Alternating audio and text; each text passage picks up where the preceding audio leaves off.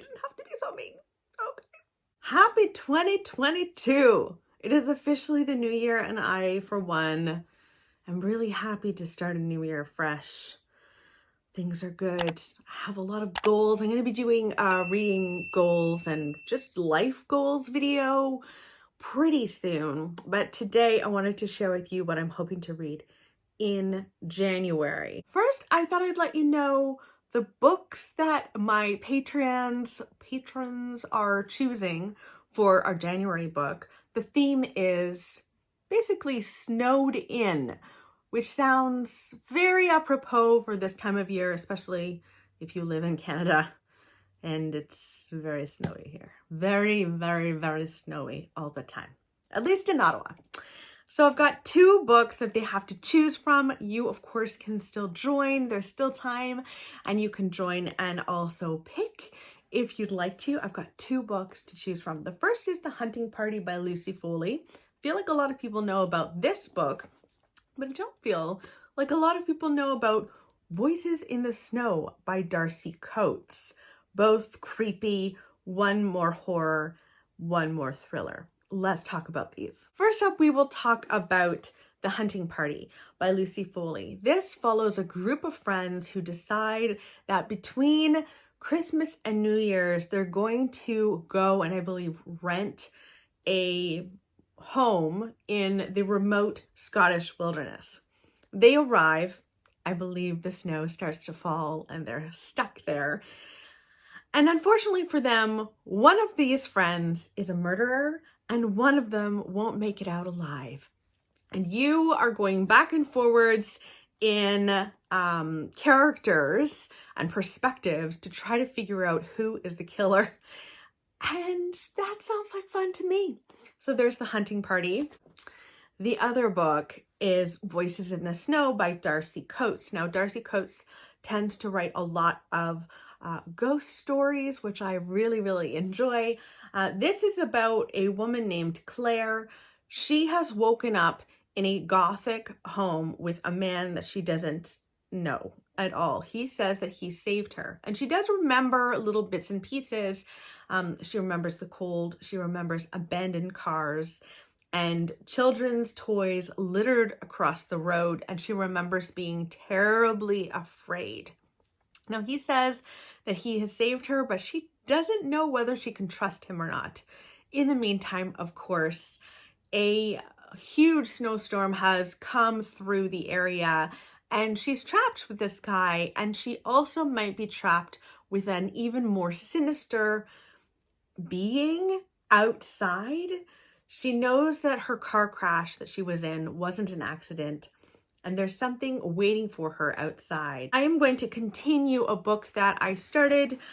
Barry got this for me for Christmas, and I will be including that in a haul very soon for you guys. This is The Night Gardener by Jonathan Auxier, and it's really good. It's a middle grade book about 2 siblings who are orphans, and they have to work to survive even though they're quite young. And they go to stay at a home to be servants at this home. And the home is a crumbling English manor house.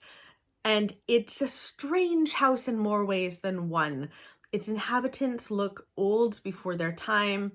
And there is a tree that's literally entangled with the house. It is growing inside the house and outside the house, and they're almost intertwined. And these 2 siblings have to survive this area. There's also, oh, I forgot to mention, The Night Gardener. There is a man, a creature-y man who stalks the halls of this house in the middle of the night, and he also stalks the ground. Creepy, really creepy, but really fun. So I'm going to continue to read this and finish that off. I'd also really like to read 3 Hours by Rosamund Lupton.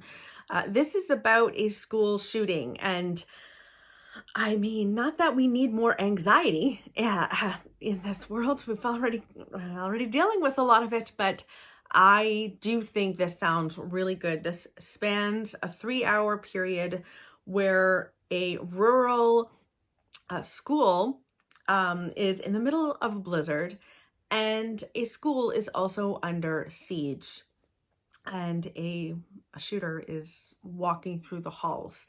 And this is about the police who are there to try and stop this person from killing people. It also follows family members and parents waiting outside to find out whether their children are alive or dead. It sounds gripping and horrifying and nerve-wracking.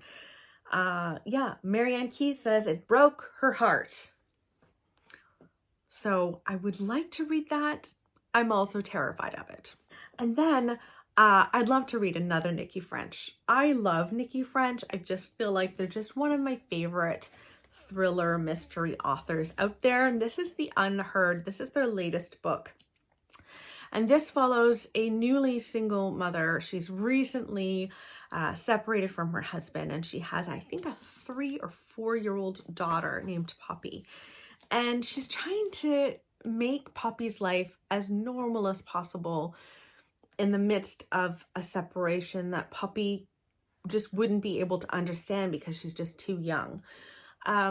Poppy has started drawing these very strange drawings, and as she's explaining the drawings to her mother, she says, he did kill. He killed and killed and killed. And our main character, Tess, is like, what do I do with this exactly? Like, am I supposed to take this seriously?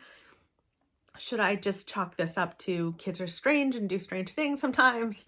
So this is about that situation. Did her daughter see something horrifying or not? I want to find out.